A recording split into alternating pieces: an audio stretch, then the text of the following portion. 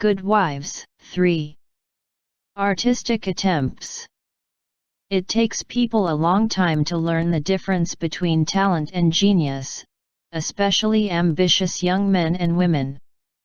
Amy was learning this distinction through much tribulation, for, mistaking enthusiasm for inspiration, she attempted every branch of art with youthful audacity. For a long time there was a lull in the mud pie business, and she devoted herself to the finest pen and ink drawing, in which she showed such taste and skill that her graceful handiwork proved both pleasant and profitable. But overstrained eyes soon caused pen and ink to be laid aside for a bold attempt at poker sketching. While this attack lasted, the family lived in constant fear of a conflagration, for the odor of burning wood pervaded the house at all hours, smoke issued from attic and shed with alarming frequency, red-hot pokers lay about promiscuously, and Hannah never went to bed without a pail of water and the dinner bell at her door, in case of fire.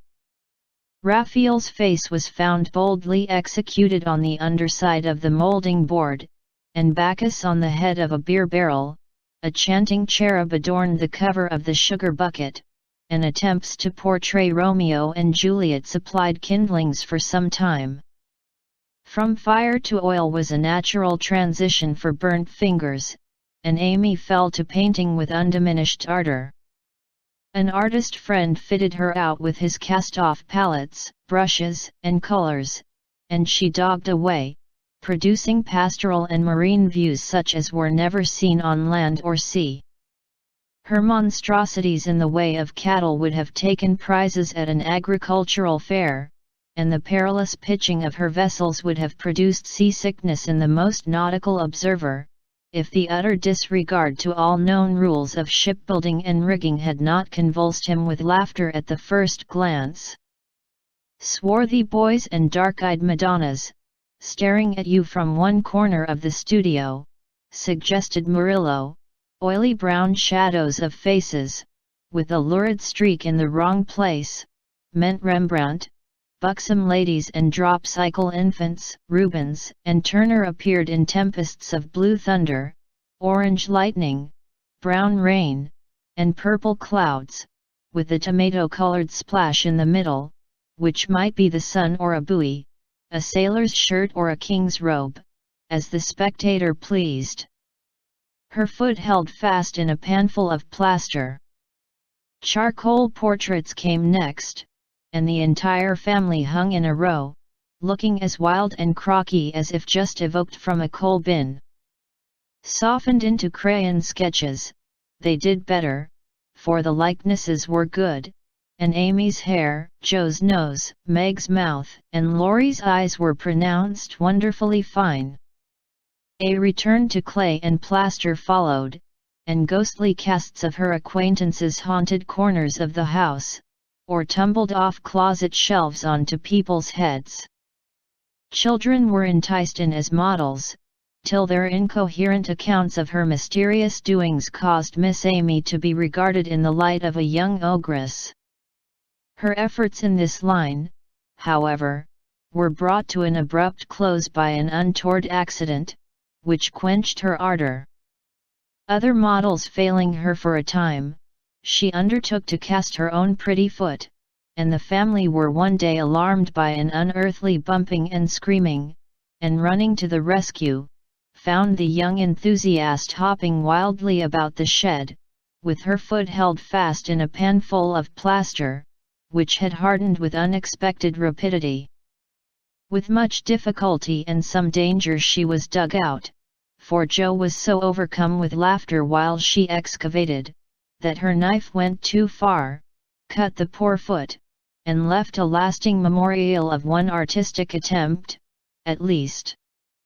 After this Amy subsided, till a mania for sketching from nature set her to haunting river, field, and wood, for picturesque studies, and sighing for ruins to copy. She caught endless colds sitting on damp grass to book a delicious bit, composed of a stone, a stump, one mushroom, and a broken mullein stalk, or a heavenly mass of clouds, that looked like a choice display of feather beds when done. She sacrificed her complexion floating on the river in the midsummer sun, to study light and shade, and got a wrinkle over her nose, trying after points of sight, or whatever the squint and string performance is called. If genius is eternal patience, as Michelangelo affirms, Amy certainly had some claim to the divine attribute, for she persevered in spite of all obstacles, failures, and discouragements, firmly believing that in time she should do something worthy to be called high art. She was learning, doing, and enjoying other things, meanwhile, for she had resolved to be an attractive and accomplished woman, even if she never became a great artist. Here she succeeded better, for she was one of those happily created beings who please without effort, make friends everywhere, and take life so gracefully and easily that less fortunate souls are tempted to believe that such are born under a lucky star. Everybody liked her, for among her good gifts was tact. She had an instinctive sense of what was pleasing and proper, always said the right thing to the right person, did just what suited the time and place, and was so self-possessed that her sisters used to say, if Amy went to court without any rehearsal beforehand, she'd know exactly what to do. One of her weaknesses was a desire to move in our best society, without being quite sure what the best really was. Money, position, fashionable accomplishments, and elegant manners were most desirable things in her eyes, and she liked to associate with those who possessed them, often mistaking the false for the true, and admiring what was not admirable.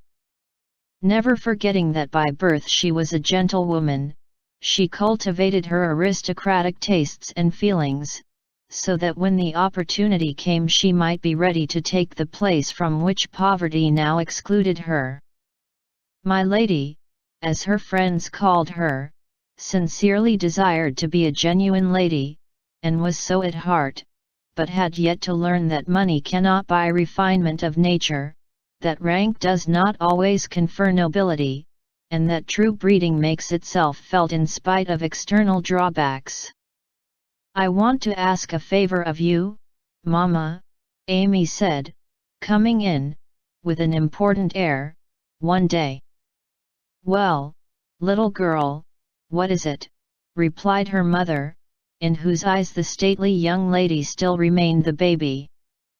Our drawing class breaks up next week, and before the girls separate for the summer, I want to ask them out here for a day. They are wild to see the river, sketch the broken bridge, and copy some of the things they admire in my book. They have been very kind to me in many ways, and I am grateful, for they are all rich, and know I am poor, yet they never made any difference. Why should they?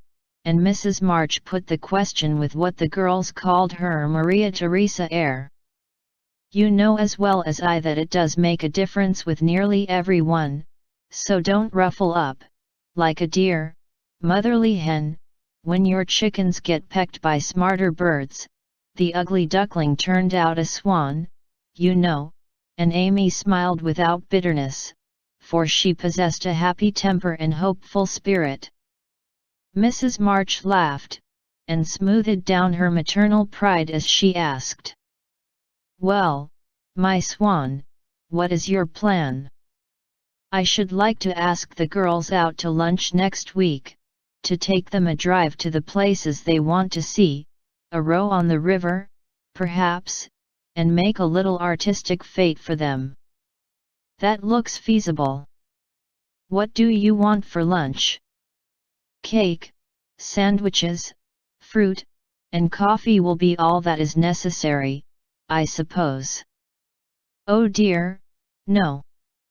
We must have cold tongue and chicken, French chocolate and ice cream, besides. The girls are used to such things, and I want my lunch to be proper and elegant, though I do work for my living. How many young ladies are there? Asked her mother, beginning to look sober.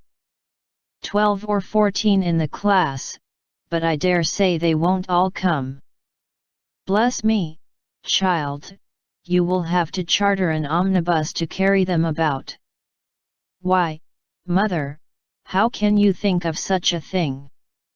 Not more than 6 or 8 will probably come, so I shall hire a beach wagon, and borrow Mr. Lawrence's cherry bounce. Hannah's pronunciation of Chare Bank. All this will be expensive, Amy. Not very, I've calculated the cost, and I'll pay for it myself.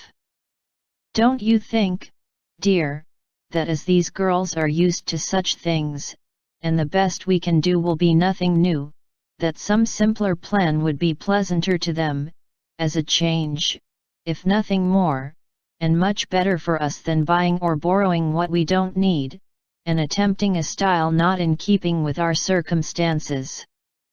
If I can't have it as I like, I don't care to have it at all. I know that I can carry it out perfectly well, if you and the girls will help a little, and I don't see why I can't if I'm willing to pay for it, said Amy, with the decision which opposition was apt to change into obstinacy. Mrs. March knew that experience was an excellent teacher, and when it was possible she left her children to learn alone the lessons which she would gladly have made easier, if they had not objected to taking advice as much as they did Salts and Senna. Very well, Amy, if your heart is set upon it, and you see your way through without too great an outlay of money, time, and temper, I'll say no more. Talk it over with the girls, and whichever way you decide, I'll do my best to help you. Thanks, Mother, you are always so kind, and away went Amy to lay her plan before her sisters. Meg agreed at once, and promised her aid, gladly offering anything she possessed, from her little house itself to her very best salt spoons. But Joe frowned upon the whole project, and would have nothing to do with it at first. Why in the world should you spend your money, worry your family, and turn the house upside down for a parcel of girls who don't care a sixpence for you?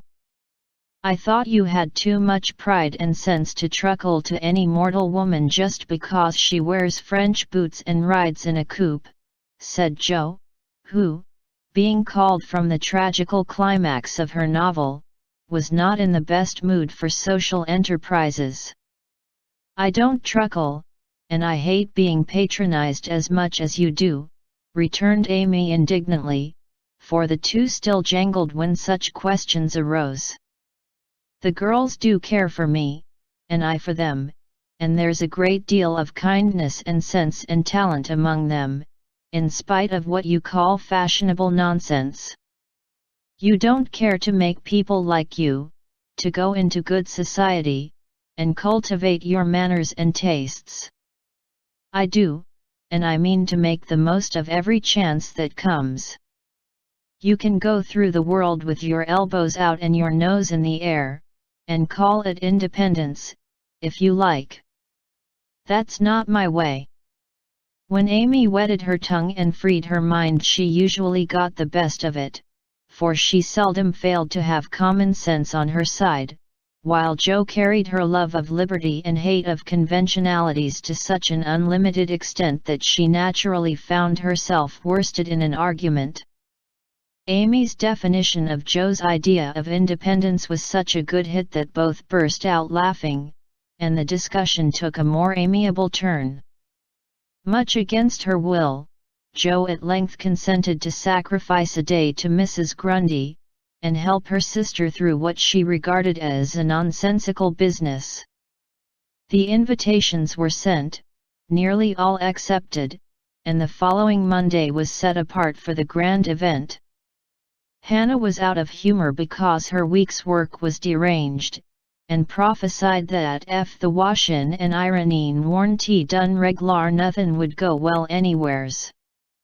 This hitch in the mainspring of the domestic machinery had a bad effect upon the whole concern, but Amy's motto was nil desperandum, and having made up her mind what to do, she proceeded to do it in spite of all obstacles. To begin with, Hannah's cooking didn't turn out well. The chicken was tough, the tongue too salt, and the chocolate wouldn't froth properly. Then the cake and ice cost more than Amy expected, so did the wagon, and various other expenses, which seemed trifling at the outset, counted up rather alarmingly afterward. Beth got cold and took to her bed, Meg had an unusual number of callers to keep her at home, and Jo was in such a divided state of mind that her breakages, accidents, and mistakes were uncommonly numerous, serious, and trying. "If it hadn't been for Mother I never should have got through," as Amy declared afterward, and gratefully remembered when the best joke of the season was entirely forgotten by everybody else. If it was not fair on Monday, the young ladies were to come on Tuesday, an arrangement which aggravated Jo and Hannah to the last degree. On Monday morning the weather was in that undecided state which is more exasperating than a steady pour. It drizzled a little, shone a little, blew a little, and didn't make up its mind till it was too late for anyone else to make up theirs. Amy was up at dawn, hustling people out of their beds and through their breakfasts, that the house might be got in order. The parlour struck her as looking uncommonly shabby, but without stopping to sigh for what she had not, she skillfully made the best of what she had, arranging chairs over the worn places in the carpet, covering stains on the walls with pictures framed in ivy, and filling up empty corners with homemade statuary, which gave an artistic air to the room, as did the lovely vases of flowers Jo scattered about. The lunch looked charmingly, and as she surveyed it, she sincerely hoped it would taste well, and that the borrowed glass, china, and silver would get safely home again. The carriages were promised, Meg and Mother were all ready to do the honors, Beth was able to help Hannah behind the scenes, Jo had engaged to be as lively and amiable as an absent mind, an aching head, and a very decided disapproval of everybody and everything would allow, and, as she wearily dressed, Amy cheered herself with anticipations of the happy moment, when, lunch safely over, she should drive away with her friends for an afternoon of artistic delights, for the cherry bounce and the broken bridge were her strong points. Then came 2 hours of suspense, during which she vibrated from parlor to porch, while public opinion varied like the weathercock. A smart shower at 11 had evidently quenched the enthusiasm of the young ladies who were to arrive at 12, for nobody came, and at 2 the exhausted family sat down in a blaze of sunshine to consume the perishable portions of the feast, that nothing might be lost. "No doubt about the weather today, they will certainly come, so we must fly round and be ready for them," said Amy, as the sun woke her next morning. She spoke briskly, but in her secret soul she wished she had said nothing about Tuesday, for her interest, like her cake, was getting a little stale. "I can't get any lobsters, so you will have to do without salad today," said Mr. March, coming in half an hour later, with an expression of placid despair. "Use the chicken, then, the toughness won't matter in a salad," advised his wife. Hannah left it on the kitchen table a minute, and the kittens got at it. "I'm very sorry, Amy," added Beth, who was still a patroness of cats. "Then I must have a lobster, for tongue alone won't do," said Amy decidedly. "Shall I rush into town and demand one?" asked Jo, with the magnanimity of a martyr. "You'd come bringing it home under your arm, without any paper, just to try me." "I'll go myself," answered Amy, whose temper was beginning to fail. Shrouded in a thick veil and armed with a genteel traveling basket, she departed, feeling that a cool drive would soothe her ruffled spirit, and fit her for the labors of the day. After some delay, the object of her desire was procured, likewise a bottle of dressing, to prevent further loss of time at home, and off she drove again, well pleased with her own forethought. As the omnibus contained only one other passenger, a sleepy old lady, Amy pocketed her veil, and beguiled the tedium of the way by trying to find out where all her money had gone to. So busy was she with her card full of refractory figures that she did not observe a newcomer, who entered without stopping the vehicle, till a masculine voice said, "Good morning, Miss March," and, looking up, she beheld one of Laurie's most elegant college friends. Fervently hoping that he would get out before she did, Amy utterly ignored the basket at her feet, and, congratulating herself that she had on her new traveling dress, returned the young man's greeting with her usual suavity and spirit. They got on excellently, for Amy's chief care was soon set at rest by learning that the gentleman would leave first, and she was chatting away in a peculiarly lofty strain, when the old lady got out. In stumbling to the door, she upset the basket, and oh, horror, the lobster, in all its vulgar size and brilliancy, was revealed to the high-born eyes of a tutor. "By Jove, she's forgotten her dinner," cried the unconscious youth, poking the scarlet monster into its place with his cane, and preparing to hand out the basket after the old lady. "Please don't, it's mine," murmured Amy, with a face nearly as red as her fish. "Oh, really, I beg pardon, it's an uncommonly fine one, isn't it?" said Tutor, with great presence of mind, and an air of sober interest that did credit to his breeding. Amy recovered herself in a breath, set her basket boldly on the seat, and said, laughing, "Don't you wish you were to have some of the salad he's to make, and to see the charming young ladies who are to eat it?" Now that was tact, for two of the ruling foibles of the masculine mind were touched.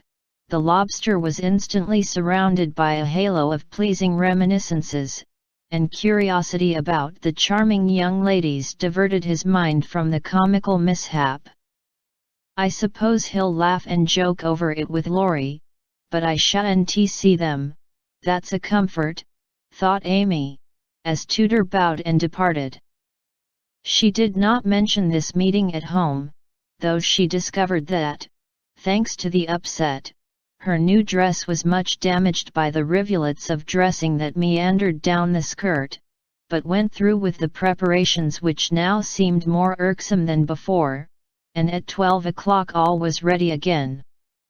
Feeling that the neighbors were interested in her movements, she wished to efface the memory of yesterday's failure by a grand success today, so she ordered the cherry bounce, and drove away in state to meet and escort her guests to the banquet. "There's the rumble, they're coming.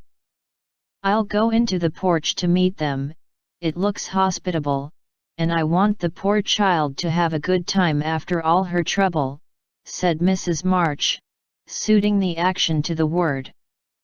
But after one glance, she retired, with an indescribable expression, for, looking quite lost in the big carriage, sat Amy and one young lady. "Run, Beth, and help Hannah clear half the things off the table, it will be too absurd to put a luncheon for 12 before a single girl," cried Jo, hurrying away to the lower regions, too excited to stop even for a laugh. In came Amy, quite calm, and delightfully cordial to the one guest who had kept her promise.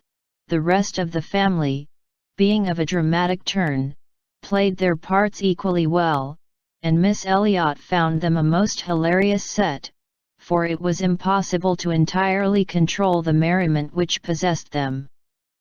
The remodeled lunch being gaily partaken of, the studio and garden visited, and art discussed with enthusiasm, Amy ordered a buggy, alas for the elegant cherry bounce, and drove her friend quietly about the neighborhood till sunset, when the party went out. As she came walking in, looking very tired, but as composed as ever, she observed that every vestige of the unfortunate fate had disappeared, except a suspicious pucker about the corners of Joe's mouth. "You've had a lovely afternoon for your drive, dear," said her mother, as respectfully as if the whole 12 had come. "Miss Elliot is a very sweet girl, and seemed to enjoy herself, I thought," observed Beth, with unusual warmth. "Could you spare me some of your cake? I really need some, I have so much company, and I can't make such delicious stuff as yours," asked Meg soberly. "Take it all, I'm the only one here who likes sweet things, and it will mold before I can dispose of it," answered Amy, thinking with a sigh of the generous store she had laid in for such an end as this. "It's a pity Laurie isn't here to help us," began Joe, as they sat down to ice cream and salad for the second time in 2 days. A warning look from her mother checked any further remarks, and the whole family ate in heroic silence, till Mr. March mildly observed, "Salad was one of the favorite dishes of the ancients," and Evelyn here a general explosion of laughter cut short the history of salads, to the great surprise of the learned gentleman.